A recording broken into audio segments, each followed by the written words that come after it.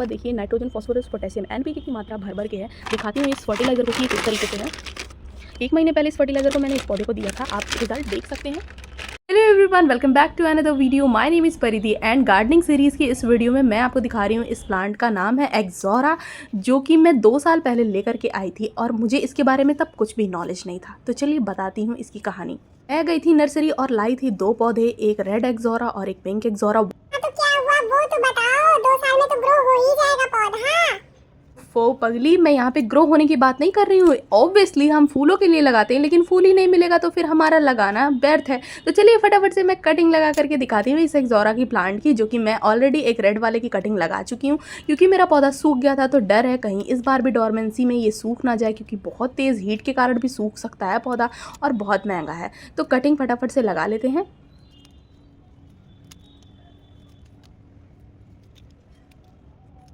अभी तो तुम इसकी कुछ कहानी बताने वाली थी, मानो जैसे तुम्हारे साथ कुछ गलत हो गया, ये पौधा सूख के खत्म हो गया हो या फिर तुमको एक भी फूल ही ना मिला हो।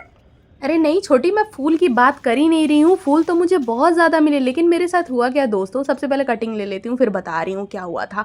देखो दोस्तों, कटिंग हमें लेनी है 90 डिग्री के एंगल पर। अगर 90 डिग्री के एंगल पर कटिंग नहीं लोगे तो थोड़ा सा मुश्किल हो जाता है कटिंग को लेना।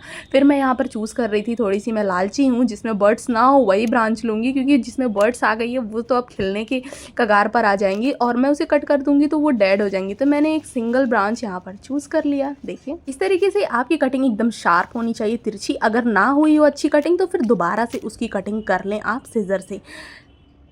सेकेंड थिंग्स की लीव्स जितनी है सभी को रिमूव कर देनी है हमें बहुत ही प्यार से।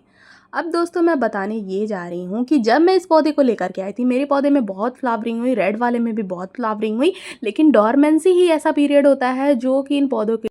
बात करते हैं इस प्लांट की केयर की और कौन सा पौधा लेकर के आना है। अगर नर्सरी से इस पौधे को खरीदने जाते हैं तो नर्सरी से जब भी इस पौधे को आप खरीदने जा रहे हैं तो हमेशा डॉर्फ वैरायटी मैं प्रेफर करूँगी कि आप लेकर के आओ, क्योंकि जल्दी फ्लावरिंग पाने के लिए डॉर्फ वैरायटी सबसे बेस्ट होती है। टॉल वैरायटी में जब भी बहुत सारी मल्टीपल ब्रांचेस निकल जाती हैं इस तरीके से लंबी लंबी लेगी ब्रांचेस, तब भी वह फ्लावरिंग नहीं करते हैं जब तक उसमें मल्टीपल ब्रांच ना बन जाए। तो इसकी ब्रांच आप देख सकते हैं कितनी लगी है, इसमें कोई फ्लावरिंग नहीं है। दूसरी बात आपको ध्यान रखना है कि प्लांट्स में मिलीबग्स एफिड्स का अटैक ना हो, जैसे कि यहाँ इस पौधे में देख सकते हैं, यहाँ मिलीबग्स का अटैक हो चुका है। ये देखिए, ये मिलीबग्स प्लांट से न्यूट्रिशंस को ले लेती हैं, एब्जॉर्ब कर लेती हैं, जिससे प्लांट की ग्रोथ रुक जाती है। और यहाँ मेरे एक्सोरा में इस वाले कोई भी मिलीबग्स का अटैक नहीं है। सिर्फ और सिर्फ मैं इस प्लांट को फर्टिलाइज़र 1 महीने में देती हूँ। प्लांट की मिट्टी का मॉइस्चर चेक करके, यहाँ पे मॉइस्चर भी आप देख सकते हैं, यहाँ पे मॉइस्चर लेवल को मेंटेन रखना बहुत ज़रूरी होता है। और साथ ही साथ गमले की गुड़ाई ज़रूर करें, जैसे कि मैं ये गार्डनिंग टूल से कर रही हूँ। अगर गुड़ाई नहीं करेंगे तो आप मिट्टी के अंदर ऑक्सीजन नहीं जा पाएगा, और ऑक्सीजन ना जाने की वजह से इसमें इन्फेक्शन, बैक्टीरियल डिजीज़, चींटियों का अटैक, जैसे कि आप देख सकते हैं चींटियाँ निकल रही होंगी। ठंड की वजह से चींटियाँ इसके अंदर छुपी रहती हैं, जिनकी उन्हें बॉडी का टेम्परेचर भी मेनटेन रहता है इतनी तेज़ धूप में। इस तरीके से मिट्टी की गुड़ाई करनी है हमें। और देखिए कितनी सारी चींटियाँ निकल करके बाहर आ रही हैं ना। इन चींटियों के अटैक से भी प्लांट को बचाना है, वरना ये प्लांट के लिए अच्छी तो होती हैं, लेकिन बहुत ज़्यादा चींटियों का अटैक हमारे रूट सिस्टम को डैमेज कर देता है। अब मैं इसमें एक बार फर्टिलाइज़र दूंगी, उसके बाद 1 महीने तक कोई फर्टिलाइज़र नहीं दूंगी। यहाँ पर मैंने ले रखा है ये फर्टिलाइज़र, मुर्गी कॉम्पोस्ट। ये कॉम्पोस्ट में बहुत सारे essential nutrients, micro and macro nutrients से भरपूर है। ये वेजिटेबल प्लांट्स के लिए भी बहुत ज़्यादा अच्छा है, साथ ही फ्रूटिंग प्लांट के लिए भी बहुत अच्छा है। तो यहाँ मैं फ्लावरिंग पॉट में दूंगी 100 से 150 ग्राम पर पॉट क्वांटिटी के अकॉर्डिंग। और यहाँ पर देखिए नाइट्रोजन, फास्फोरस, पोटेशियम, एनपीके की मात्रा भर भर के है। दिखाती हूँ इस फर्टिलाइज़र को कि किस तरीके से है। 1 महीने पहले इस फर्टिलाइज़र को मैंने इस पौधे को दिया था, आप रिज़ल्ट देख सकते हैं। फुल्ली डिकम्पोस्ट और ओडरलेस ये फर्टिलाइज़र प्लांट के लिए बहुत ही ज़्यादा बेनिफिशियल है।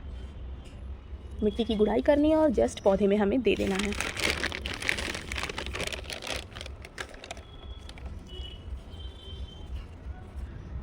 इस बात का ध्यान रखें, अगर आपने फर्टिलाइज़र बहुत ही जल्द दिया है इसी वीक, तो आपको प्लांट को फर्टिलाइज़ करने की बिल्कुल भी ज़रूरत नहीं है। अदरवाइज़ यहाँ पे आपकी बर्ड्स फॉल हो सकती है, सभी जो कलियाँ हैं गिर सकती हैं। मैंने 1 महीने पहले फर्टिलाइज़र दिया था, इसलिए मैं इसे अब फर्टिलाइज़र दे रही हूँ। अगर आपने दिया है तो बिल्कुल भी मत दीजिएगा। टॉल वैरायटी के प्लांट की बात करते हैं तो इसमें कुछ गेंदे के पौधे भी निकल आए हैं। इसकी भी मैं गुड़ाई करके एक बार फर्टिलाइज़र दे रही हूँ। और हाँ, इसकी कटिंग आप ज़रूर एक लगा लीजिएगा, वरना अगर डोरमेंसी के बाद तेज़ धूप से ये सूख जाता है तो आपके पास कोई पौधा दोबारा से नहीं होगा फ्लावरिंग करने के लिए। 90 डिग्री पर इसकी कटिंग बहुत ही आसानी से लग जाती है दोस्तों।